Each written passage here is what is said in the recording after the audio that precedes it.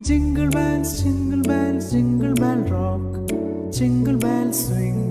ദൈവത്തെക്കുറിച്ച് അടയാളപ്പെടുത്തുന്ന ഏറ്റവും നല്ല അനുഭവം കൂടെ ഉണ്ടായിരിക്കുക എന്നതാണെങ്കിൽ സർവേശ്വരന് കൊടുക്കാവുന്ന ഏറ്റവും മനോഹരമായ പേര് ഇമ്മാനുവൽ എന്നതാണ്.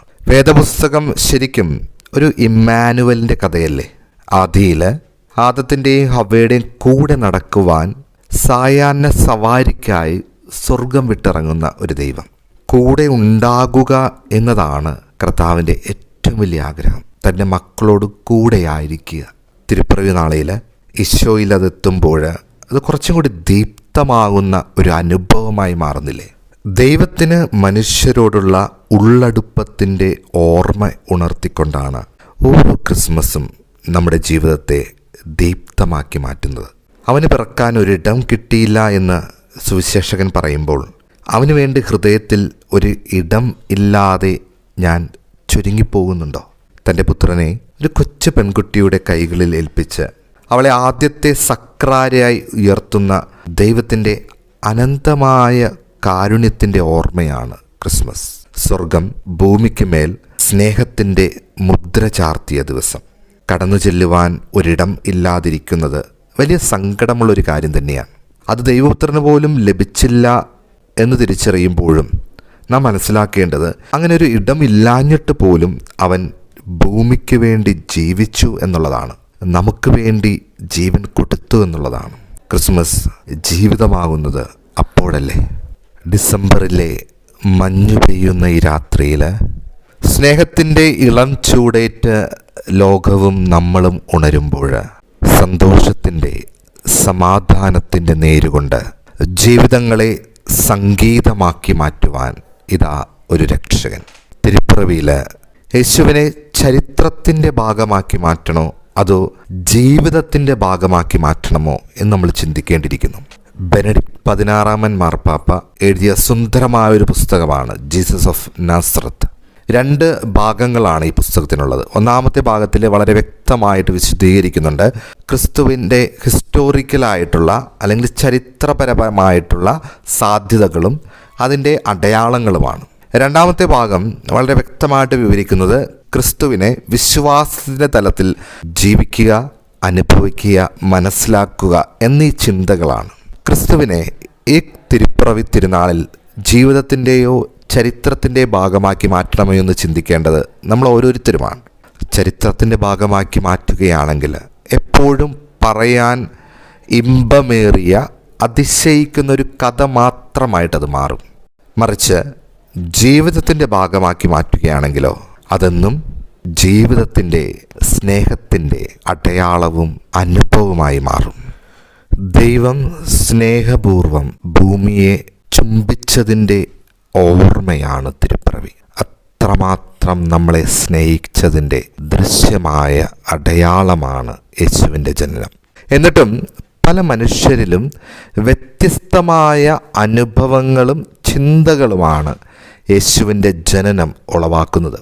സത്ര ഉടമയെ സംബന്ധിച്ചിടത്തോളം എങ്ങനെയെങ്കിലുമൊക്കെ ഒഴിവാക്കേണ്ട ഒരു അതിഥിയായിരുന്നില്ലേ മറിയവും ഔസേപ്പും ഗർഭസ്ഥാവസ്ഥയിലായിരിക്കുന്ന ഈശോയും? അതുകൊണ്ട് തന്നെ അടഞ്ഞുപോയ വാതിലുകളൊക്കെ ജീവിക്കുന്ന പല വ്യക്തിത്വങ്ങളും നമുക്കിടയിലുണ്ട്.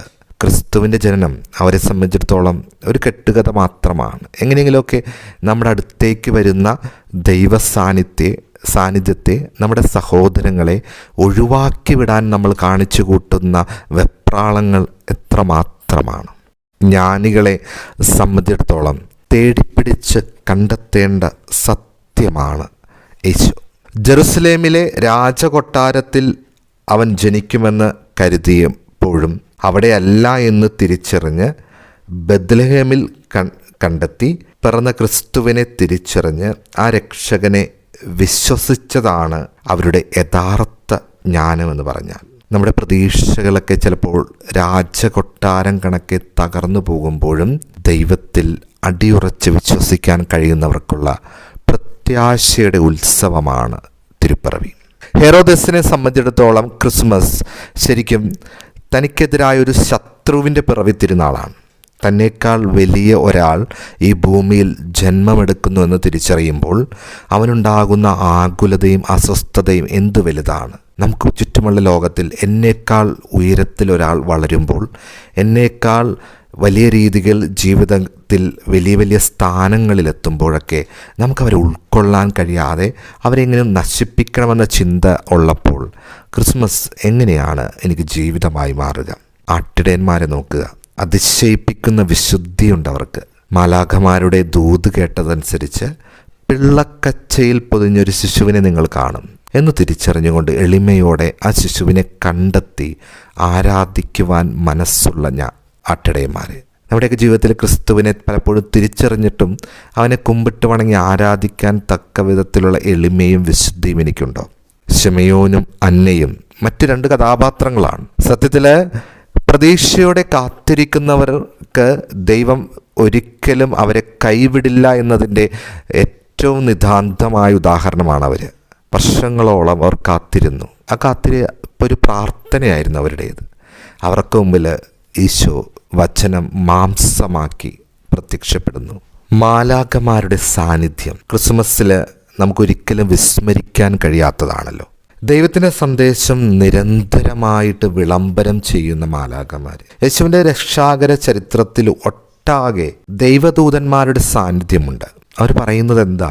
കർത്താവിനെക്കുറിച്ച്, വാഗ്ദാനങ്ങളെക്കുറിച്ച്, പ്രതീക്ഷയെക്കുറിച്ച്, പ്രത്യാശയെക്കുറിച്ച്, ദൈവത്തിന് നിന്നെക്കൊണ്ടൊരു പദ്ധതി ഉണ്ടെന്നതിനെക്കുറിച്ച്.